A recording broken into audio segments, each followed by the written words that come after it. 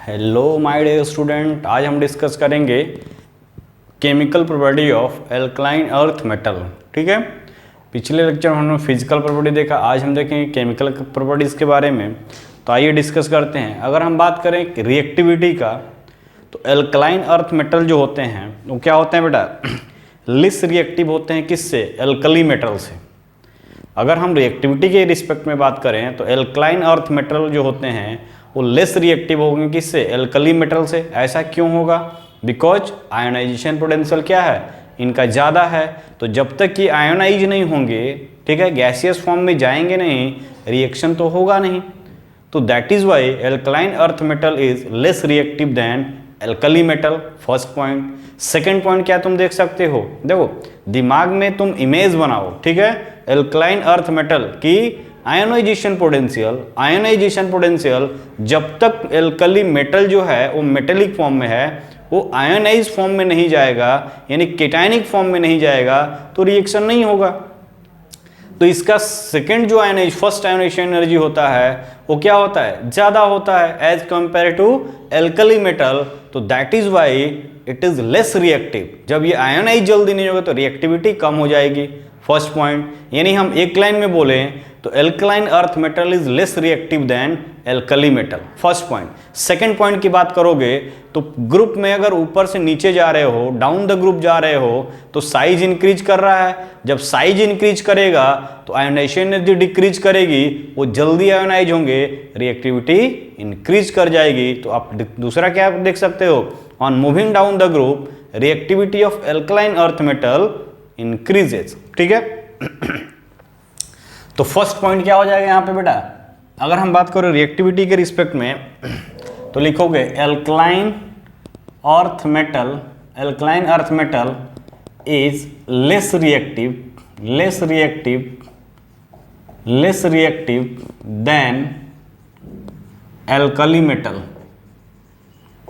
Less reactive than alkali metals due to less reactive than alkali metal due to high ionization energy या ionization potential। ठीक है, second point की बात करोगे, on moving down the group reactivity increases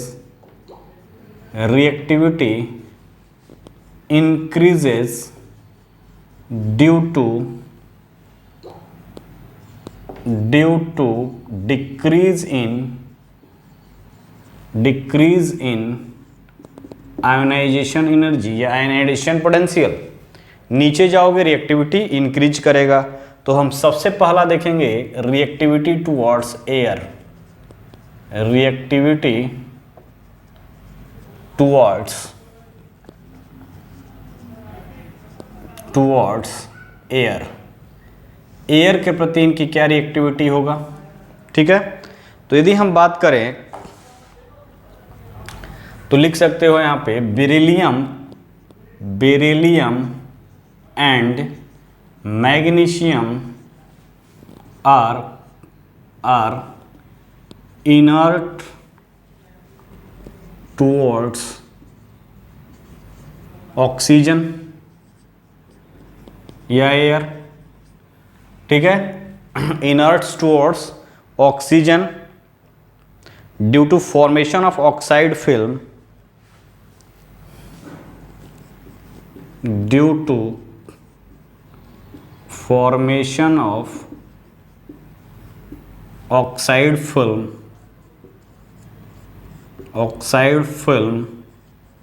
on their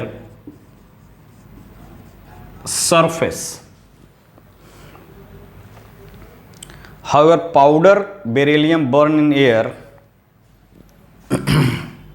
यहाँ पे लिखोगे however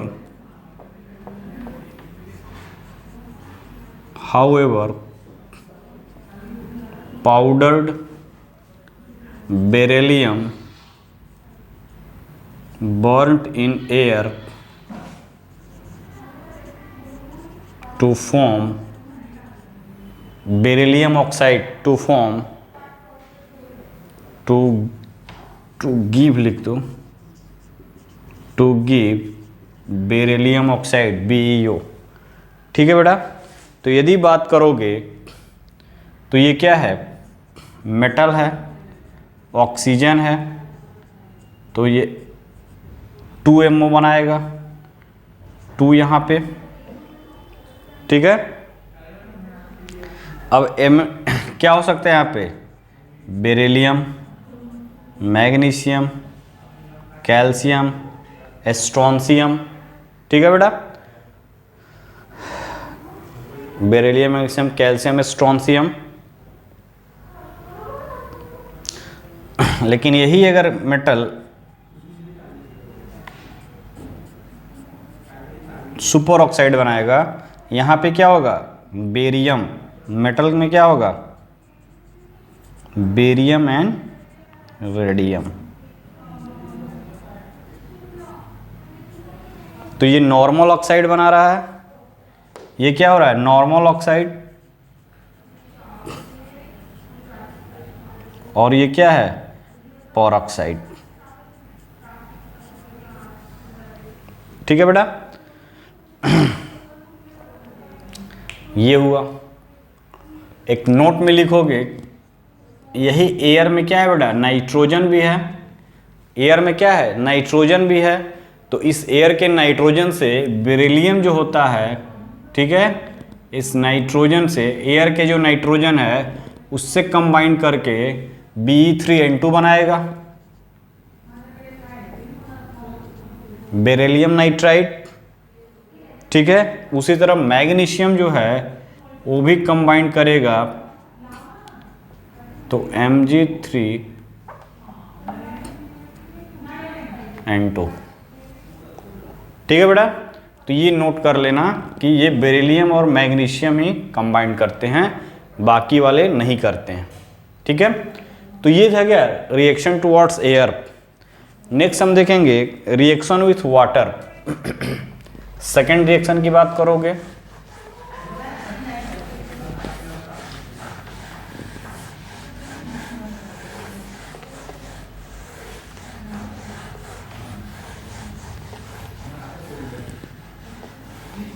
reactivity towards water की बात करोगे, सेकेंड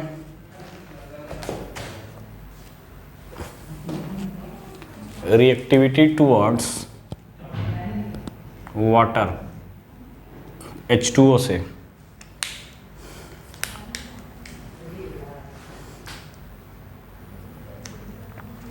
लेस रिएक्टिव देन, क्या लिखोगे, less reactive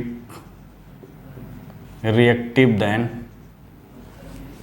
alkali metal, less reactive than alkali metal. Barium not react with water. ठीक है, लेस रिएक्टिव होगा वाटर के रिस्पेक्ट में। और देखोगे तो beryllium does not react with water.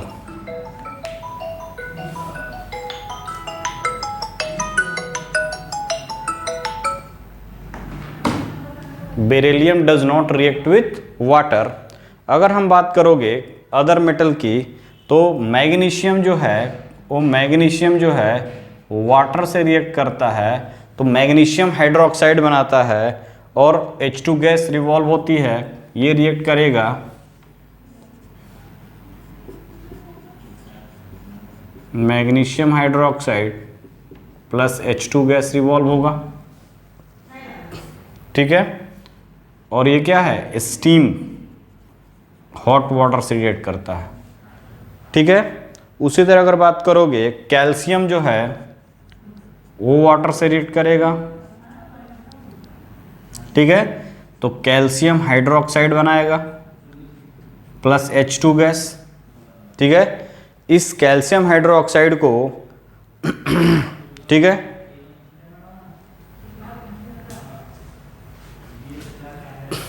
ये बना। अब अगर बात करोगे हाइड्रोक्साइड को अगर डिसॉल्व करते हो, ठीक है,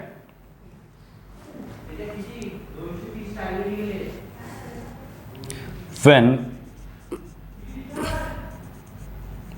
metal oxide is dissolved in water, hydroxide is form. जब मेटल ऑक्साइड को क्या करोगे, डिसॉल्व करोगे वाटर में, जब मेटल ऑक्साइड क्या होगा बेटा, डिसॉल्व होगा वाटर में, तो भी हाइड्रोक्साइड का फॉर्मेशन करेगा और डायरेक्ट मेटल भी वाटर के साथ रिएक्ट करके हाइड्रोक्साइड का फॉर्मेशन करेगा। तो यदि बात करो बेरिलियम ऑक्साइड BeO का H2O से रिएक्शन कराओगे, ठीक है, डायरेक्टली वो नहीं रिएक्ट कर रहा था, लेकिन बेरियम ऑक्साइड जो है H2O से रिएक्ट करेगा तो बेरिलियम हाइड्रोक्साइड का फॉर्मेशन करेगा BOH का 2। कैल्शियम हाइड्रोक्साइड यानी कैल्शियम ऑक्साइड का रिएक्शन कराओगे वाटर से तो भी कैल्शियम हाइड्रोक्साइड मिलेगा, ठीक है, यहां पे भी हमको क्या मिल रहा है, कैल्शियम हाइड्रोक्साइड मिल रहा है। तो इस तरह देख रहे हो कि रिएक्टिविटी ऑफ वाटर की अगर हम बात करें तो इस तरह से एल्कली मेटल क्या करते हैं, एल्कलाइन अर्थ मेटल रिएक्ट करते हैं। नेक्स्ट हम देखेंगे क्या, रिएक्शन विथ हैलोजन। थर्ड जो है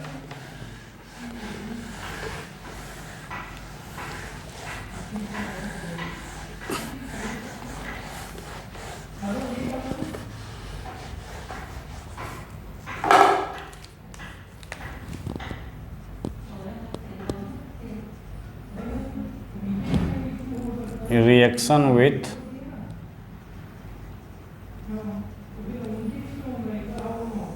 हैलोजन, ठीक है। हैलोजन की बात करोगे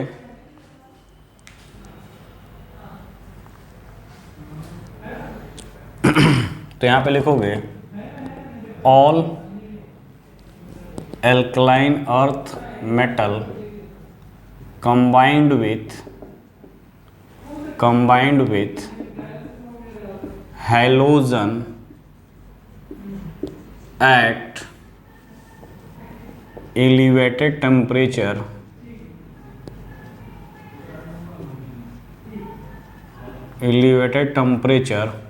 all alkaline earth metal combined with halogen at elevated temperature forming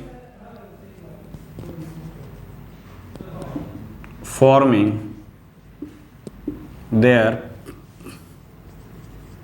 halide. क्या बनेंगे बेटा, इसका हैलाइड का प्रिपरेशन करेंगे। यदि हम बात करें मेटल का, ठीक है, हैलोजन के साथ रिएक्शन करा रहे हो तो क्या बनेगा बेटा, MX2, ठीक है। ये X क्या हो सकता है, X तुम्हारा chlorine, bromine, iodine and floor, ठीक है ना। उसी तरह अमोनियम बेरिलियम फ्लोराइड, ठीक है, का हीट करोगे तो हमको मिलता है क्या, BeF2, ठीक है। उसी तरह हम बेरियम ऑक्साइड का रिएक्शन कराते हैं क्लोरीन से, ठीक है, in presence of carbon reducing agent, ठीक है, 600 to 800 केल्विन पे, तो हमको क्या मिलता है, BeCl2। यानी कहने का मतलब कि ये जो है बेरिलियम डायरेक्टली हैलोजन से रिएक्ट नहीं कर पाता है, तो इसके अमोनियम साल्ट से हम क्या करते हैं, बेरिलियम F2 बनाते हैं। उसी तरह क्लोराइड की अगर बात करो तो बेरिलियम क्लोराइड का प्रिपरेशन करते हैं बेरिलियम ऑक्साइड से। तो दो अल्टरनेटिव पाथवे है, डायरेक्ट इससे भी कर सकते हो और ना तो इससे भी कर सकते हो। तो ये है क्या, ये है हैलोजन के साथ रिएक्शन। अब हम देखेंगे reactivity towards hydrogen.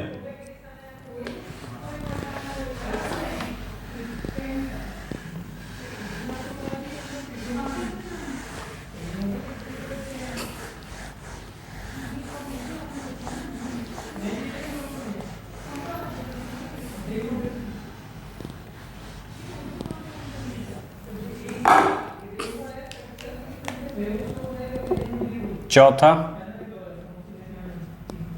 reactivity towards hydrogen,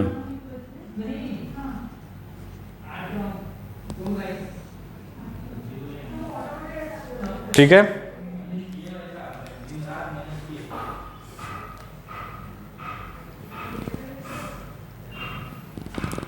alkaline earth metal combined with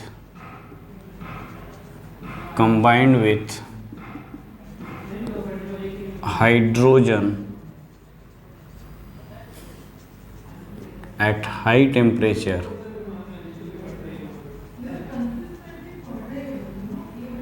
temperature to form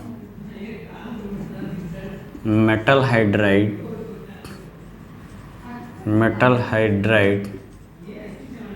except beryllium, ठीक है। अगर बात करोगे तो ये मेटल है, ये हाइड्राइड है, हीट करोगे मेटल हाइड्राइड बनेगा, ठीक है। यहाँ पे क्या बन रहा है, मेटल का हाइड्राइड बनेगा।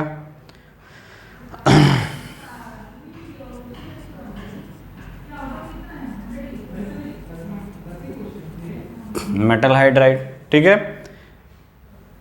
उसी तरह अगर बात करोगे BH2 जो है can not prepared,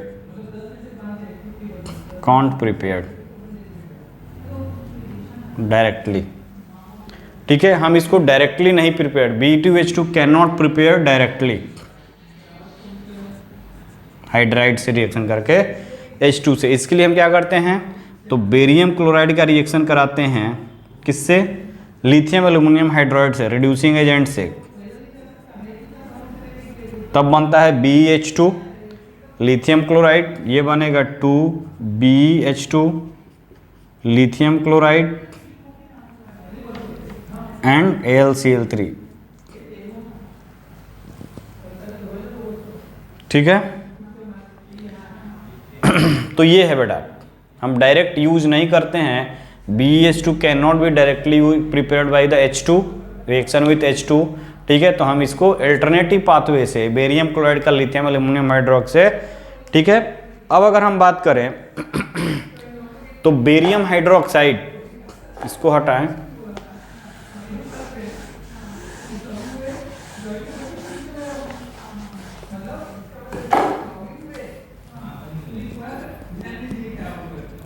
BH2 and MgH2 जो होते हैं आर कोवैलेंट इन नेचर, ठीक है। 100% कोवैलेंट नहीं होते, इसमें कोवैलेंट भी होता है, आयनिक कैरेक्टर भी होता है। बाकी अगर बात करोगे covalent while other are ionic, while others hydrides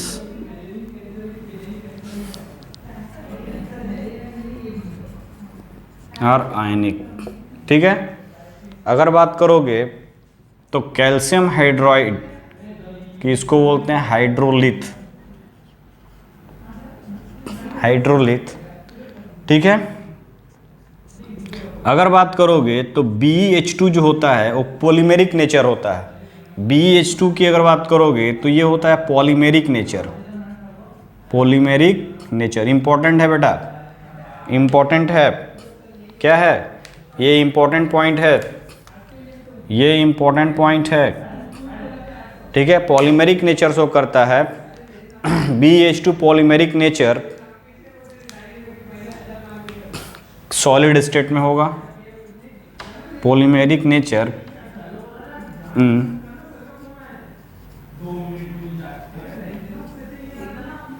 solid state, ठीक है। अब देखो यहाँ पे पॉलीमेरिक नेचर होता है, तो होता क्या है इसमें, हटाते हैं इसको,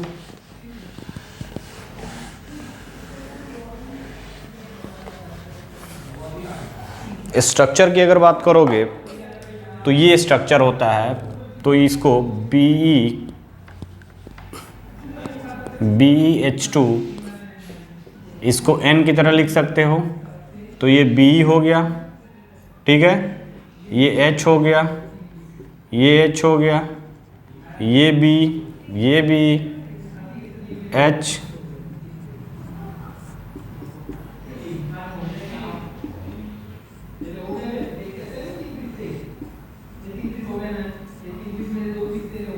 ये है, this is the polymeric structure है। अब देखो यहाँ पे BHB, बेरिलियम बेरिलियम बेरिलियम, इसी को बोलते हैं 3 centre 2 electron bonding, 3 centre 2 electron bonding. कौन सा है? BHB। ये क्या है बेटा? जो ये वाला जो बॉन्डिंग है उसको क्या बोलते हैं? 3 सेंटर 2 इलेक्ट्रॉन बॉन्डिंग। देखो यहाँ पे ये और ये, इसी को बोलते हैं बनाना बॉन्डिंग भी। 3 सेंटर 2 इलेक्ट्रॉन बॉन्डिंग, 3 सेंटर 1 2 3, और इसके बीच क्या है? 2 ही इलेक्ट्रॉन इन्वॉल्व है, ठीक, क्योंकि हाइड्रोजन के पास क्या है? एक ही इलेक्ट्रॉन है, तो एक बार इससे बाइंड होगा या तो इससे बाइंड होगा, तो 3 सेंटर 2 इलेक्ट्रॉन बॉन्डिंग, और इसी को बोलते हैं क्या? बनाना बॉन्डिंग। क्या बोलते हैं बेटा? बनाना बॉन्डिंग, बनाना बॉन्डिंग, ठीक है। तो ये है क्या? बेरिलियम का BH2 का सॉलिड स्टेट में 3 सेंटर 2 इलेक्ट्रॉन बॉन्डिंग होता है, तो इस थोड़ा इस पर ध्यान देना, ठीक है। अब हम देखिए रिएक्शन विथ एसिड की बात करें। 5th रिएक्शन,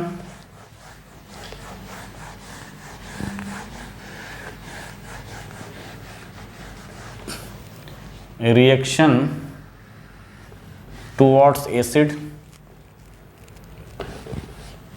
5वां रिएक्शन क्या है?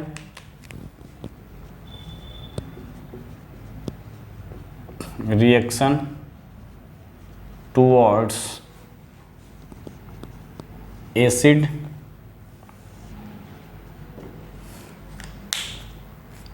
ठीक है, तो लिखोगे एल्कलाइन अर्थ मेटल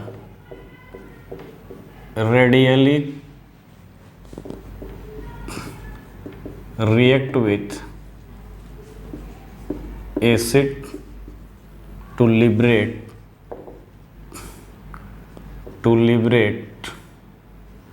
डाईहाइड्रोजन। ठीक है, टू लिबरेट डाईहाइड्रोजन। अगर बात करोगे तो ये M2HCl क्या बना देगा? MCl2 plus H2। ठीक है ना बेटा। अगर बात करोगे MH2SO4 यानी M और ये H2SO4 तो क्या बन जाएगा? M2SO4 प्लस H2, MSO4 होगा ना, इसका भी वैलेंसी 2 है, इसका भी 2 है, तो MSO4 H2। ठीक है, ये है रिएक्शन टुवर्ड्स एसिड। अब हम देखेंगे क्या? Reducing nature. छठवां जो है 6 नंबर क्या होगा बेटा? Reducing nature.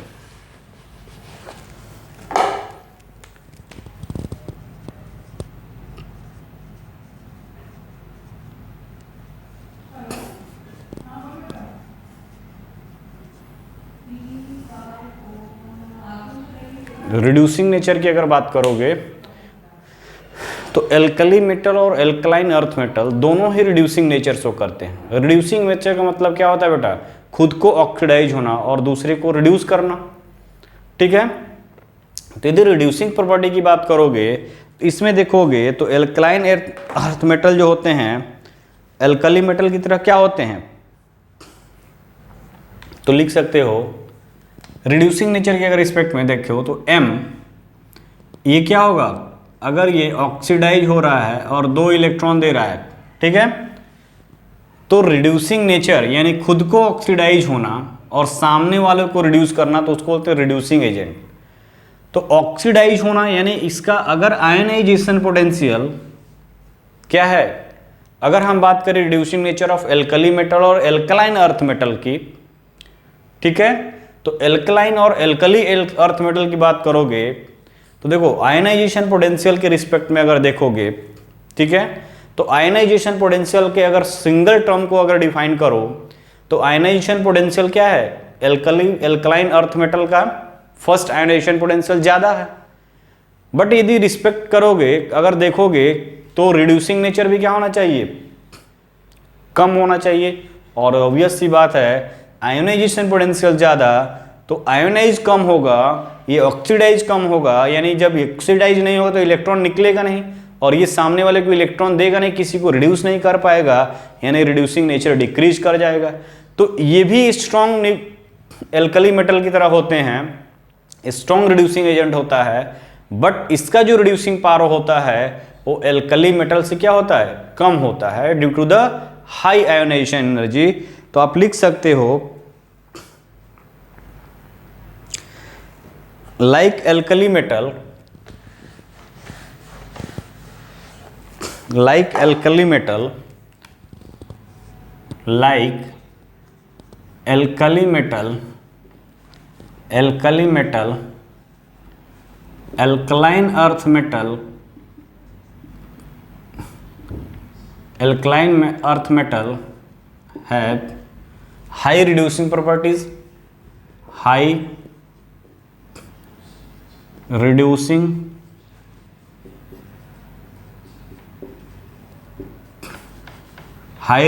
nature,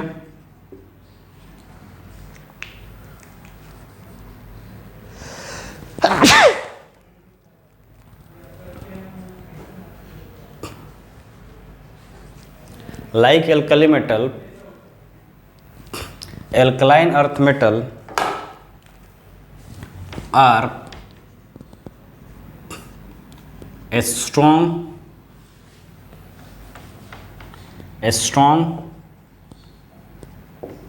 reducing agent,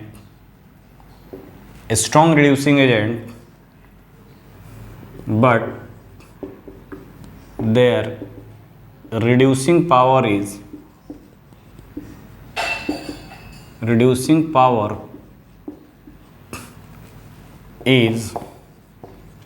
less than that of alkali metal.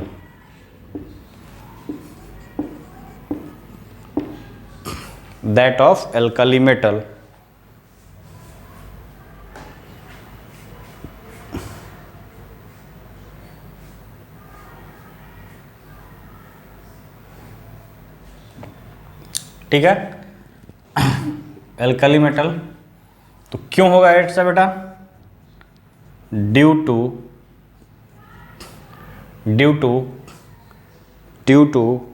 lower ionization enthalpy and comparatively bigger atomic size, due to lower ionization energy and comparatively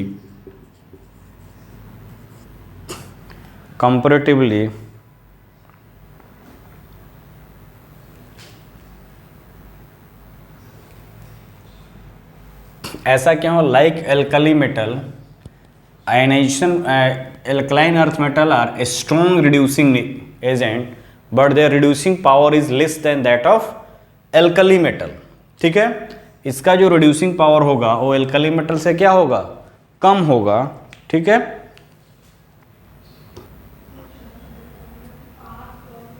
ठीक है बेटा।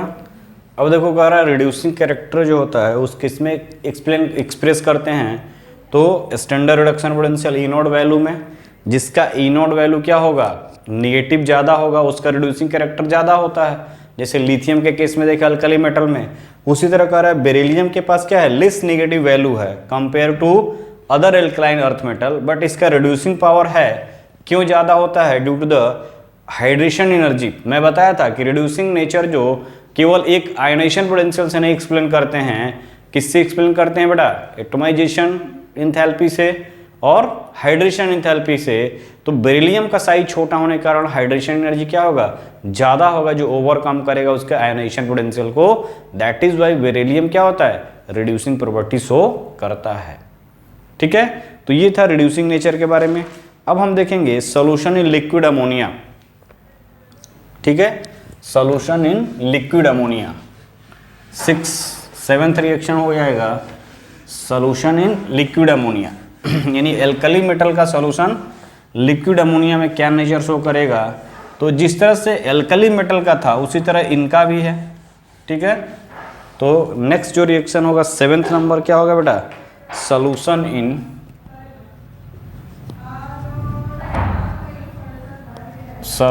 In liquid ammonia. ठीक है, अगर लिक्विड अमोनिया की बात करोगे, देखोगे यहाँ पे तो एल्कलाइन अर्थ मेटल लिखोगे, alkaline earth metal dissolved in liquid ammonia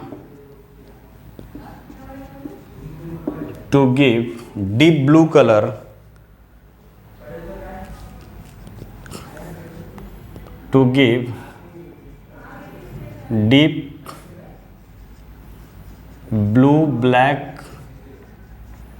blue black solution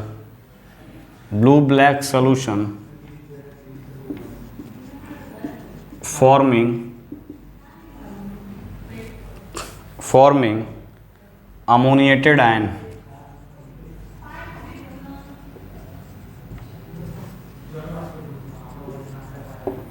ठीक है, तो ये है देखो मेटल X+Y अमोनिया। ठीक है, तो क्या बनाता है बेटा,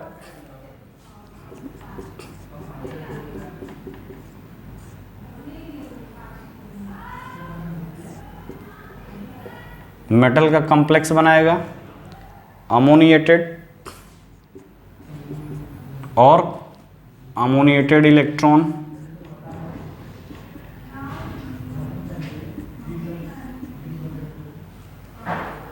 ठीक है,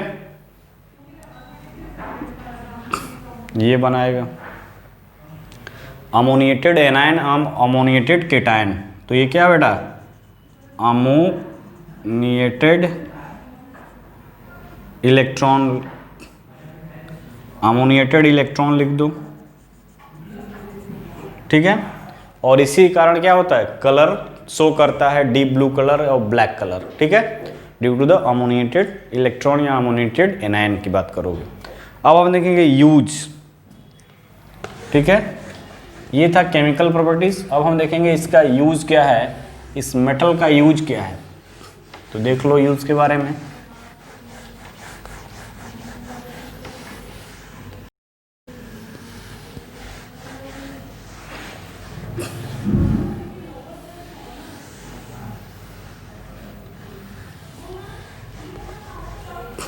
ठीक है ना बेटा,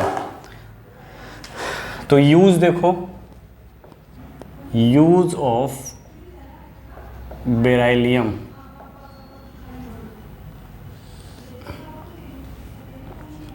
तो पहला अगर यूज देखोगे तो लिखोगे alloy of beryllium is quite useful. अगर इसका एलॉय बनाते हो बेरिलियम का, ठीक है, बेरिलियम कॉपर का जो एलॉय होता है making high strength string, beryllium copper alloy is used for making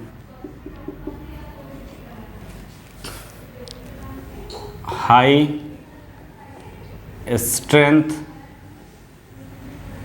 string। ठीक है, दूसरा अगर बात करोगे beryllium is also used for making window of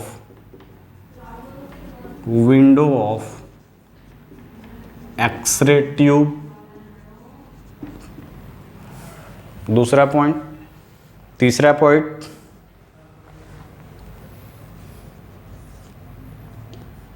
it is a source of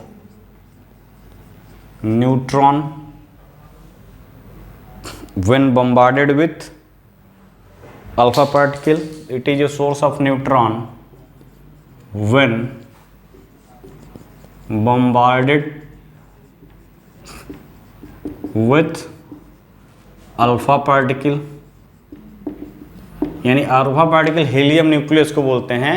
helium और बेरिलियम का यूज करके जब हम इसको क्या करते हैं, एक दूसरे से बम्बार्ड कराते हैं तो न्यूट्रॉन का रिलीज करता है। ठीक है ना बेटा, सोर्स ऑफ न्यूट्रॉन है। Third point. फोर्थ पॉइंट,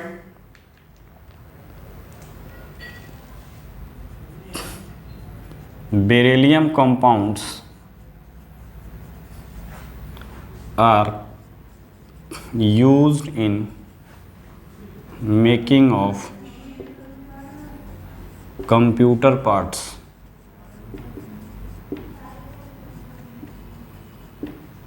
ये है बेरिलियम का यूज।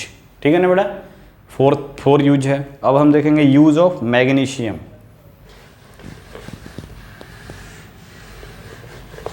यूज ऑफ मैग्नीशियम की बात करो,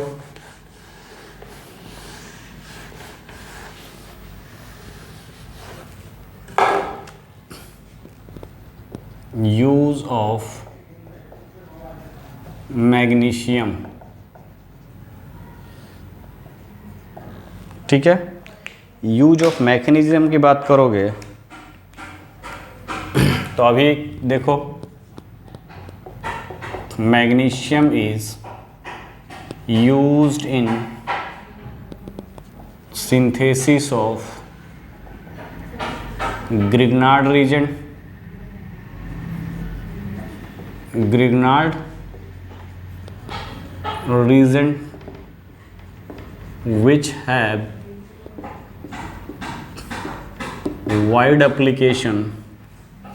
which have wide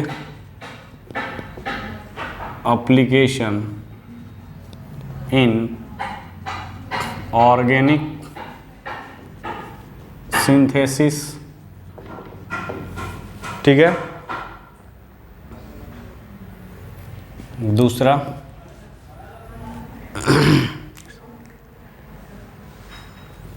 a suspension of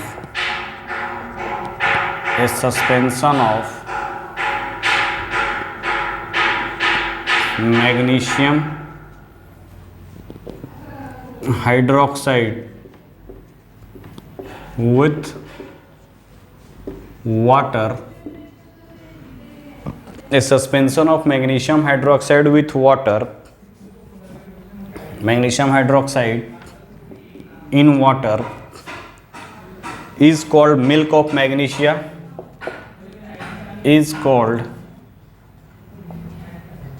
milk of magnesia। ठीक है, इसको बोलते हैं milk of magnesia, which is use as A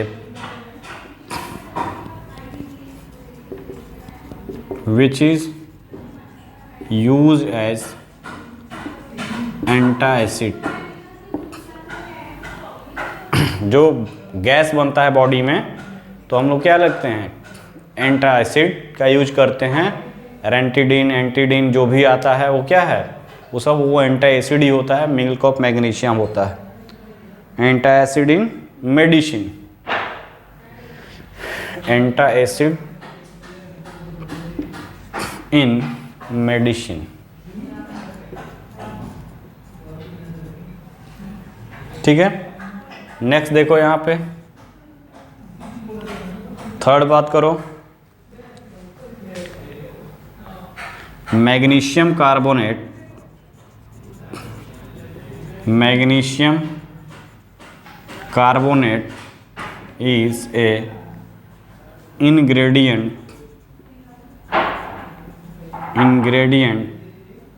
magnesium carbonate is an ingredient of toothpaste. जो टूथपेस्ट हम लोग यूज करते हैं उसमें भी मैग्नीशियम कार्बोनेट रहता है।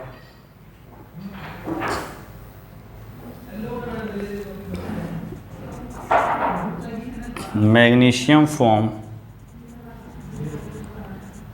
Alloy with different metal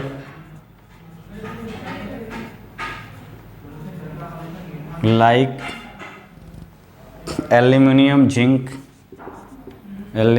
zinc, manganese, ठीक है, एल्यूमिनियम, जिंक, मैग्नीज, ठीक है, के साथ क्या बनाता है, बहुत सारे एलॉय का फॉर्मेशन करता है, which have wide application in different area, which have wide application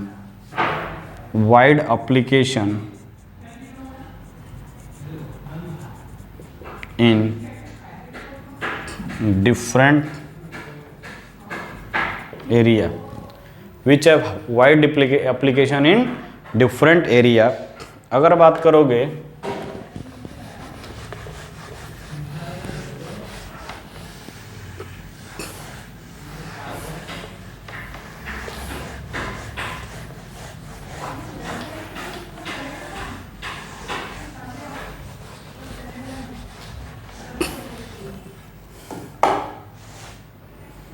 तो अगर हम बात करें एलॉय की, इसमें एलिमेंट क्या क्या हो सकता है और इसका एप्लीकेशन अगर देखोगे, ठीक है, तो एक होता है डूरालुमीन, इस एलॉय का नाम है क्या, डूरालुमीन, ठीक है, ये बहुत ही कॉमन क्वेश्चन आता है, डूरालुमीन में का क्या होता है, किसका एलॉय है, तो इसमें होता है एल्यूमिनियम, मैग्नीशियम, तो यहाँ होगा aluminium, magnesium, manganese and copper, जिसमें एल्यूमिनियम जो होता है वो 95% होता है, 0.5% ये होता है, ठीक है, ये जो होता है 0.5% और कॉपर जो होता है वो 4%, ठीक है। मेकिंग पार्ट्स ऑफ एरोप्लेन, इसका यूज करते हैं, making parts of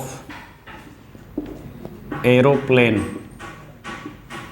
and ship, जहाज का, एरोप्लेन पे जो स्टील यूज किया जाता है उसमें क्या होता है, ये कंपोजिशन डूरालुमीन होता है, हल्का होगा, ठीक है, तो इसलिए हम इसको यूज करते हैं। तो जब तुम एक्सट्रैक्शन ऑफ मेटल पढ़ोगे तो वहाँ पे एलॉय मिलेगा, डूरालुमीन किसका एलॉय है, तो एल्यूमिनियम, मैग्नीशियम, मैंगनीज सब उसमें मिक्स है, ठीक है बेटा, तो ये है, लेकिन कंपोजिशन किसका, एल्यूमिनियम का सबसे ज़्यादा है, ठीक है। उसी तरह मैग्नीलम अगर बात करोगे, मैग्नेलियम दूसरा क्या है, मैग्नेलियम, ठीक है, मैग्नेलियम की बात करोगे तो यहाँ जो एल्यूमिनियम है वो 95% और मैग्नीशियम जो है वो 5%, ठीक है। मेकिंग पार्ट्स ऑफ एरोप्लेन,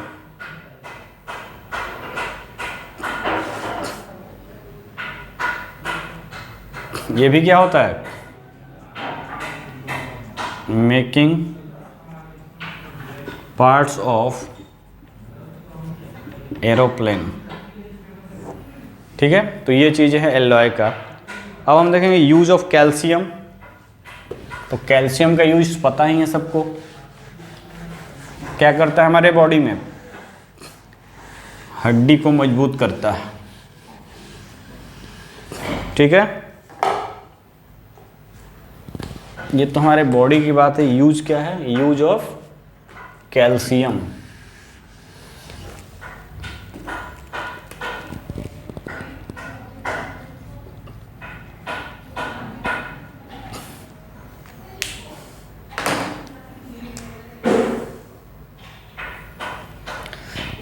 तो calcium is a strong reducing agent calcium क्या है बेटा? एक strong reducing agent and is use for the extraction of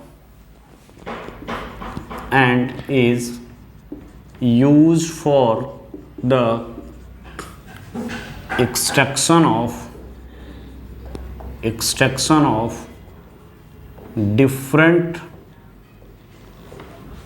metal, used for the extraction of different metal from their oxide,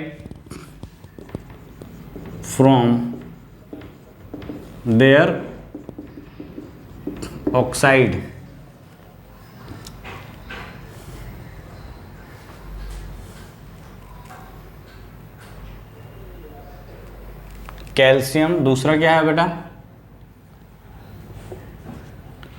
calcium and barium oxide. Calcium and barium metal used in removal of, to remove air. Calcium and barium metal is used to remove air from vacuum.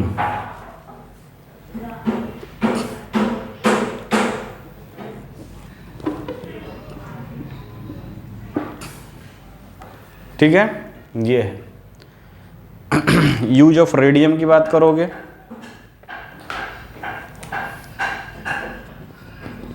Use of radium की अगर बात करोगे तो लिखोगे radium salt. Radium salt is used in radiotherapy.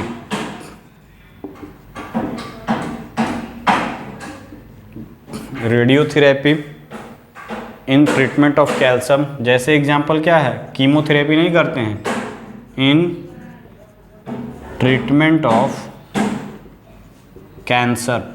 Cancer में क्या होता है, कीमोथेरेपी, तो उसमें रेडियम का लाइट यूज करते हैं। ठीक है, तो यही क्या है, कैंसर को ट्रीटमेंट के लिए यूज किया जाता है।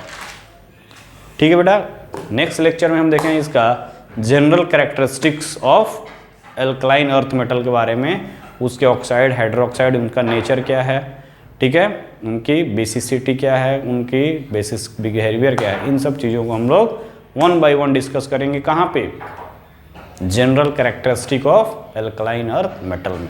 ठीक है बेटा, बाय बाय।